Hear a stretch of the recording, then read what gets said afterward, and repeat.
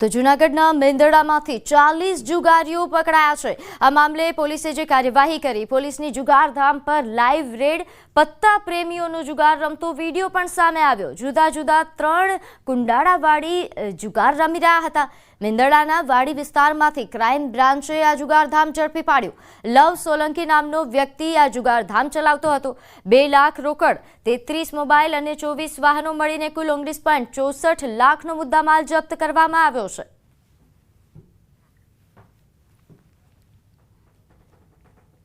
બાતમીવાળી જગ્યાએ રેડ કરતા કુલ 40 ઈસમો જુગાર રમતા મળી આવેલા હતા।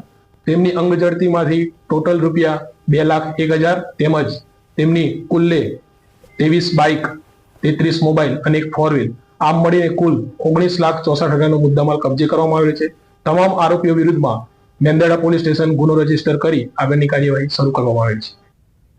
તો કચ્છમાં મોટી હાઈ પ્રોફાઇલ જુગાર ઝડપાયો છે। અહીં ભુજના ભાગોળે આવેલ રિજન્ટા હોટેલમાં હાઈ પ્રોફાઇલ જુગારધામ ચાલતું હતું। હોટેલમાં અધિકારી અને પૂર્વ અધિકારીઓ દારૂની મહેફિલ સાથે જુગાર રમતા રંગે હાથ ઝડપાયા। રિજન્ટા હોટલના રૂમમાં પૂર્વ ડીડીઓ ચંદ્રકાંત પટેલ, ભુજ આર&બી વિભાગના નાયબ કાર્યપાલક એન્જિનિયર ચિરાગ ડુડિયા તેમજ સરકારી એન્જિનિયર નરેન્દ્ર ભદ્રા સહિત જુગાર રમતા ખેલાડીઓ રંગે હાથ ઝડપાયા। પોલીસે હોટલમાં દરોડા પાડ્યા અને ત્યારે જુગાર સાથે વિદેશી દારૂની બોટલો પણ મળી આવી હતી। કુલ 7 જેટલા આરોપીઓ વિરુદ્ધ ભુજ એ ડિવિઝનમાં ફરિયાદ નોંધાઈ છે। કચ્છભરમાં આરોપીઓને લઈને જોરશોરથી અનેકવિધ ચર્ચાઓ થઈ રહી છે। સમય સાથે નવી ટેકનોલોજીનો ઉપયોગ કરવામાં આવે તે જરૂરી છે, ત્યારે પોરબંદર એલસીબીએ પણ ડ્રોનનો ઉપયોગ કરીને ડુંગરમાંથી ધમધમતી દારૂની ભઠ્ઠીને શોધી કાઢી અને એક આરોપીને પણ ઝડપી પાડ્યો છે। બરડા ડુંગરમાં આવેલ કોઠાવાડા નેશ જતા રસ્તામાં દેશી દારૂની ભઠ્ઠી સાથે આરોપી માંડા ઉર્ફે ટીડો રામા ઘેલિયાને 290 લીટર દારૂ સાથે ઝડપી પાડવામાં આવ્યો છે।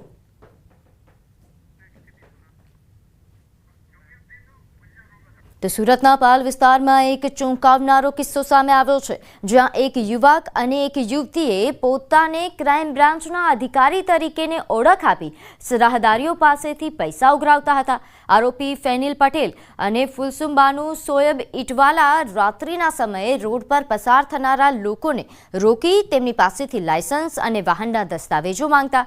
જો કોઈ પાસે દસ્તાવેજ ન હોય તો તેમને પોલીસ સ્ટેશન લઈ જવાની ધમકી આપી પૈસા વસૂલતા હતા।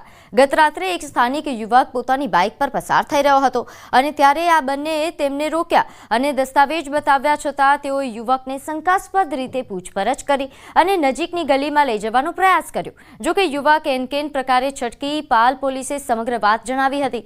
પોલીસ જરા પણ મોડું કર્યા વગર બંને આરોપીને ઝડપી પાડ્યા હતા। આ બાબતે પાલ પોલીસ સ્ટેશનમાં ગુનો રજીસ્ટર કરવામાં આવેલ છે। ગુનાની તપાસ દરમિયાન આરોપી ફેનિલ નિલેશભાઈ પટેલ, રહેવાસી સિંગણપોર, કુલસુમ બાનુ ઉર્ફે અલીના સોએબભાઈ કાદરભાઈ, ઉંમર વર્ષ 26, રહેવાસી સલાબતપુરાનાઓને અટક કરવામાં આવેલ છે અને હાલ પોલીસ તપાસ ચાલુમાં છે।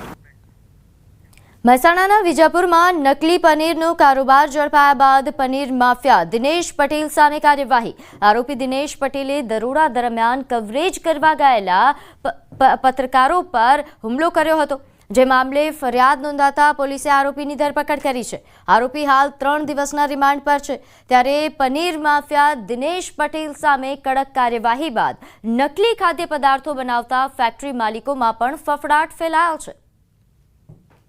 BNSની સેક્શન 1091, 1152, 324(2), 351(3) અને 54 મુજબ ગુનો દાખલ કરવામાં આવેલો છે। આ બાબતે પોલીસે આરોપીને પકડવા માટે ચક્રો ગતિમાન કરેલા હતા, જે બાબતે પોલીસને બાતમી મળતા ચોક્કસ બાતમી આધારે આ આરોપીની પોલીસે ધરપકડ કરેલી છે।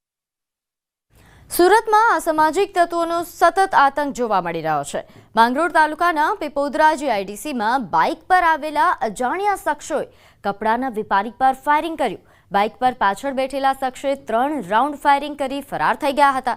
ઉગ્ર શાહુ નામનો વેપારીએ ગંભીર રીતે ઘાયલ થતા સુરતની નવી સિવિલ હોસ્પિટલ ખસેડવામાં આવ્યા હતા। સુરત જિલ્લા એસઓજી, એલસીબી અને કોસંબા પોલીસે તપાસ હાથ ધરી. સીસીટીવીની તપાસ તેમજ લોકોના નિવેદન લેવાની પણ પોલીસે કામગીરી શરૂ કરી. પોલીસે ફરાર આરોપીઓની શોધખોળ હાથ ધરી છે. એક મોટરસાયકલ ઉપર 2 અજાણ્યા ઈસમો આવેલા હતા અને મોટરસાયકલની પાછળ બેસેલા ઈસમે પોતાની પાસે રહેલા હથિયાર વડે લગભગ 3 રાઉન્ડ જેટલા ફાયર કરેલા છે. આ ફાયરિંગની ઘટનામાં ઉગ્ર સાહુ નામનો વ્યક્તિ ઈજાગ્રસ્ત થયા છે અને પેટના ભાગે અને પીઠના ભાગે ગોળી વાગી છે. ઈજા પામનાર વ્યક્તિને સિવિલ હોસ્પિટલ સુરત ખાતે સારવાર માટે મોકલેલા છે. સુરત આંગણિયા પેઢીમાં આરટીજીએસથી પૈસા ટ્રાન્સફર કરાવવાના બહાને લોકો સાથે છેતરપિંડી કરતી ટોળકી ઝડપાઈ છે. સરથાણા પોલીસે 12,50,000ના મુદ્દામાલ સાથે આ ટોળકીને ઝડપી પાડી હતી. ત્રણેય આરોપી સુરતના કતારગામ વિસ્તારના રહેવાસી છે અને દલાલીના કામ સાથે જોડાયેલા છે. આ ત્રણેય આરોપીઓએ આંગણિયા પેઢીમાં પૈસા ટ્રાન્સફર કરાવવાના બહાને લોકો પાસેથી આરટીજીએસ પૈસા લીધા હતા. આરોપીઓએ પૈસા આરટીજીએસ કરવાના બહાને ફરિયાદી પાસેથી 1 લાખ રૂપિયા કમિશન અને 50 લાખ રૂપિયા આरटीजीएस करवाना લીધા હતા. फरियादी के पास से 51 लाख रुपए लिए गए थे और उससे 1 लाख रुपए कमीशन लेके 50 लाख रुपए आरटीजीएस ट्रांसफर करने का वादा किया गया था. इसमें जो आरोपी है वो चाय पिलाने के बहाने उनको बाहर लेके गया और वहाँ से आरोपी और वो जो उनके साथ वाले जो भी थे वो सब फरार हो गए पैसा लेके. इसके बेसिस पे हमने सरथाना पुलिस स्टेशन में एक फरियाद दाखिल की बीएनएस के तहत और अभी हमने 3 आरोपियों को पकड़ा है जिसमें मुख्य आरोपी भी पकड़ा गया है. અમદાવાદના નહેરુ નગર પાસે હિટ એન્ડ રનનો મામલો સામે આવ્યો છે. મેટ્રો કોર્ટે આરોપી રોહન સોનીના 2 દિવસના રિમાન્ડ મંજૂર કર્યા. પોલીસે આરોપીના 5 દિવસના રિમાન્ડની માંગ કરી હતી. આરોપી રોહન સોનીને લોકોએ કોર્ટ પરિસરમાં જ ટપલી દાવ પણ કર્યો હતો. પોલીસ આરોપીને લોકોના ટોળાથી બચાવીને કોર્ટમાં રજૂ કર્યો હતો. તો ભાવનગરના વલભીપુરના સરકારી આરોગ્ય કેન્દ્રમાં તબીબની ઘોર બેદરકારી સામે આવી. સરકારી આરોગ્ય કેન્દ્રમાં પીએમ અર્થે આવેલી બોડીને 8 કલાક રજડાવી. પીજીવીસીએલના 42 વર્ષીય કર્મચારીને હાર્ટ એટેક આવતા મોત નીપજ્યું હતું. અધિક્ષક ડોક્ટર દ્વારા મેડિકલ ઓફિસરને અનેકવાર હુકમ આપ્યા બાદ પણ ઓફિસર પીએમ કરવામાં ઠાગા થયા કર્યા. આ બાબતે મીડિયા દ્વારા પ્રશ્ન પૂછતા મીડિયા સાથે પણ મેડિકલ ઓફિસર દ્વારા અસભ્ય વર્તન કરવામાં આવ્યું. ડોક્ટર આદિત્ય રાજસિંહ ગોહિલ દ્વારા દર્દીઓ સાથે પણ ખરાબ વર્તન કર્યા હોવાનું સામે આવ્યું છે. આ બાબતની જાણ સ્થાનિક આગેવાનોને થતાં હોસ્પિટલ દોડી આવ્યા હતા. વલભીપુર તાલુકા ભાજપના પૂર્વ શહેર પ્રમુખ દ્વારા આ બાબતે જિલ્લા આરોગ્ય અધિકારીને જાણ કરાઈ છે. 3 વાગ્યાનું પીએમ માટે આવેલું છે. પીએમ કેમ નથી કરતા? કોણ ના પાડે? કોઈ ના પાડે? અરે કર્યું નથી ને. અત્યારે વાગ્યા કેટલા? અત્યારે વાગ્યા કેટલા? અત્યારે કેટલા વાગ્યા? તમારો પ્રશ્ન. તમારો હું જ પ્રશ્ન પૂછું છું. મારો કામ પ્રશ્ન પૂછવાનું છે સાહેબ. મારું કામ પ્રશ્ન પૂછવાનું. હે તમે શું થાવ છો? કોના? હું મીડિયામાંથી છું. હું કોઈ સગાવાલા નથી. તમારે શું લેવા? તો કોને લેવા દેવા? કોને લેવા દેવા? એક મિનિટ કોને લેવા દેવા? તમે છો. હા, તમારી યાર શું લેવા? કેમ મારી સાથે કોણ લેવા દે? એટલે તમે એક સરકારી કર્મચારી છો, મારે તમને પ્રશ્ન પૂછવાનો હક નથી. એટલે એવો તમને હક કોને આપ્યો કે કોઈ પણ મીડિયાવાળા હોય અને તમારે પ્રશ્નનો જવાબ નહીં દેવાનો? મેં એવું ક્યાં કીધું? તો કોને કીધું? તમારો કહેવાનો મતલબ શું થાય? તમારો પ્રશ્ન એમ નહીં, કહેવાનો મતલબ શું થાય? કોઈ પણ પ્રકારની ઓપીડી ન હોવા છતાં મેં એને 2 વખત રિક્વેસ્ટ કરી તો પણ કોઈ પણ પ્રકારનો એનામાં સેન્સ મને લાગ્યા ને. તો સાહેબને મેં કીધું, સાહેબ આ સ્થિતિએ કોઈના સ્વજનનું મૃત્યુ થયું હોય અને આ સ્થિતિ હોય તો આપનામાં કાંઈ સેન્સ જેવું છે કે નહીં, તો પણ કોઈ પ્રકારનો જવાબ આપતા નથી. વલસાડ જિલ્લાના કપરાડા તાલુકા પંચાયતની સામાન્ય સભામાં હોબાળો થયો. કોંગ્રેસના સભ્ય કુંજાલીબેન પટેલે ગ્રાન્ટની વહેંચણી મુદ્દે ગંભીર આક્ષેપો કર્યા. કુંજાલીબેને એક રોટલી સાથે લાવીને ગ્રાન્ટની વહેંચણી મુદ્દે વિરોધ દર્શાવ્યો. તો આ તરફ તાલુકા પંચાયતના પ્રમુખ હીરાબેન મહાલાએ તમામ આક્ષેપો ફગાવ્યા હતા અને કોઈપણ ભેદભાવ વિના ગ્રાન્ટની વહેંચણી થતા હોવાનું જણાવ્યું. ત્યારે સામાન્ય સભામાં આક્ષેપો અને પ્રતિ આક્ષેપોને લઈને મુદ્દો ગરમાયો હતો. મારા તાલુકા પંચાયતમાં આવતા ગામ સુખાલાદુ દોડકો અને વાજવડને ફક્ત 6 લાખ રૂપિયા આપવામાં આવ્યા છે અને પ્રમુખ પોતે આંબા જંગલના એમના ગામમાં 32 લાખ રૂપિયાની ગ્રાન્ટ એમણે પોતે ચાઉ કરી ગયા છે. ત્યારે મારે એમના સામે સીધો આક્ષેપ છે કે તમે આવો અન્યાય શું કામ કરી રહ્યા છે? તમામ 30 તાલુકા પંચાયત સભ્યને સરખી ગ્રાન્ટની વહેંચણી કરવી જોઈએ. ડીડીઓ સાહેબે અમને 1 કરોડ પ્લસ વધારાની ગ્રાન્ટ આપી અને એ ગ્રાન્ટ અમે સામાન્ય સભામાં બધાને સરખા ભાગે વહેંચણી થાય એના માટે અમે સામાન્ય સભામાં વંચાણી લીધું અને એની દરખાસ્તો હજુ આવવાની ચાલુ છે. અને જે બેને જે આક્ષેપ કર્યો છે એ આક્ષેપ તદ્દન ખોટો છે, કારણ કે હજુ તો દરખાસ્તો આવવાની ચાલુ જ છે.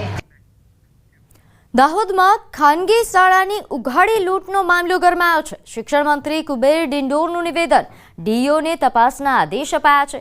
કોઈ પણ શાળામાં એલસી માટે રૂપિયા લેવાતા નથી. કસૂરવારો સામે કાર્યવાહી કરાશે. શાળાએ એલસી માટે 5,000 વસૂલ્યા હોવાનો આરોપ હતો, જે મામલે આ નિવેદન મંત્રી આપ્યું. અમારા ડીઓડીપીઓ અમારા અધિકારીઓને અમે એની તટસ્થ તપાસ કરીને હકીકત રિપોર્ટ મંગાવીને દાહોદની જ બાબત નહીં, પૂરા ગુજરાતની જે કંઈ આવી બાબતો છે અમે એ શિક્ષણ વિભાગ સાખી લેવા માંગતું નથી. જે કંઈ પોતાનું નૈતિકતા છોડશે એને કાયદેસરની કાર્યવાહી નિયમો અનુસાર કરીને દંડિત કરીને જે કંઈ કરવાનું થાય સરકાર તરફથી કરવામાં આવશે. આગળ વાત પાર તાપી પ્રોજેક્ટ કેન્સલ કરાયાની સરકારની જાહેરાત બાદ વલસાડ જિલ્લામાં ઉજવણી કરાઈ. સાંસદ ધવલ પટેલ સહિત ભાજપના નેતાઓની ઉપસ્થિતિમાં ભવ્ય ઉજવણી કરવામાં આવી. સાથે જ સમગ્ર મામલે કોંગ્રેસ પર આકરા પ્રહાર કરાયા. સાંસદ ધવલ પટેલે કોંગ્રેસને આડે હાથ લેતા કહ્યું કે કોંગ્રેસ અસ્તિત્વ બચાવવાનું રાજકારણ કરી રહી છે. કોંગ્રેસ આ મુદ્દે રાજકારણ કરીને આદિવાસી સમાજ સહિત સમગ્ર ગુજરાતને ગેરમાર્ગે દોરવાના પ્રયાસો કરી રહી છે. વલસાડના ધરમપુરના ધારાસભ્ય અરવિંદ પટેલે પણ કહ્યું કે સરકારે લેખિતમાં બાંહેધરી આપી છે. સાથે જ આદિવાસી સમાજને કોંગ્રેસની વાતોમાં ન આવવા માટે અપીલ કરી. પોતાનું અસ્તિત્વ જાળવવા માટે હતું, પણ આજે અમારી કેન્દ્ર સરકાર અને રાજ્ય સરકારે પાછું કીધું છે અને રિટર્નમાં પણ આપ્યું છે કે 2022 અને 23માં જ આ પ્રોજેક્ટ રદ થઈ ગયો હતો, ત્યારે પણ રિટર્નમાં આપ્યું હતું અને 2025 આજની તારીખમાં પણ લેટર ઓફિશિયલી કેન્દ્ર સરકારની જલશક્તિ મંત્રાલયે આપ્યો છે કે આ પ્રોજેક્ટ ત્યારે જ 2022-23માં જ કેન્સલ કરી દીધો અને 2025માં પણ આ કેન્સલ જ છે. એ જાહેરનામું ઓફિશિયલી ડિક્લેર થઈ ગયું, એટલે આજે આ મુદ્દાનો અંત થઈ જાય છે. શ્વેતપત્ર કરીને લોકોને ગુમરાહ કરી રહ્યા હતા. એ કેબિનેટમાં પણ નિર્ણય લેવાયો છે કે આ પાર તાપી લિવર લીક પ્રોજેક્ટ રદ કરીએ છીએ. રદ કરેલો જ હતો. કોંગ્રેસનું અસ્તિત્વ ટકાવવા સિવાય એ લોકોને કોઈ મુદ્દો નથી અને આવનારી તાલુકા પંચાયત જિલ્લા પંચાયતની ચૂંટણી વખતે આ લોકો લાભ લેવા માટે આ મુદ્દો લઈને આવ્યા હતા. મહાત્મા ગાંધી સ્થાપિત અમદાવાદ ગુજરાત વિદ્યાપીઠ દ્વારા હર ઘર તિરંગા યાત્રા રેલીનું આયોજન કરાયું. વિદ્યાપીઠના કુલપતિ ડોક્ટર હર્ષદ પટેલે તિરંગા યાત્રાને લીલી ઝંડી આપી. યાત્રામાં કુમાર વિનય મંદિરના વિદ્યાર્થીઓએ વેશભૂષા સાથે ભાગ લીધો. સાથે જ તેઓ ખાસ બેન્ડથી સમગ્ર વાતાવરણમાં દેશભક્તિનો અલખ જગાવ્યો હતો. વિદ્યાપીઠના ઉચ્ચ શિક્ષણના વિદ્યાર્થીઓએ રાષ્ટ્રધ્વજ સાથે રિવરફ્રન્ટ ખાતે હર ઘર તિરંગા રેલીનું આયોજન કર્યું, જેમાં મોટી સંખ્યામાં વિદ્યાર્થીઓએ ઉત્સાહથી ભાગ લીધો. તો અમદાવાદ ખાતે આ ભવ્ય તિરંગા યાત્રા યોજાઈ. નોંધનીય છે કે વિદ્યાપીઠના તમામ વિદ્યાર્થીઓ દ્વારા આ તિરંગા યાત્રા યોજવામાં આવી હતી. મોટી સંખ્યામાં વિદ્યાર્થીઓ આ યાત્રામાં જોડાયા હતા અને ખૂબ જ ઉત્સાહ સાથે યાત્રામાં આગળ વધ્યા.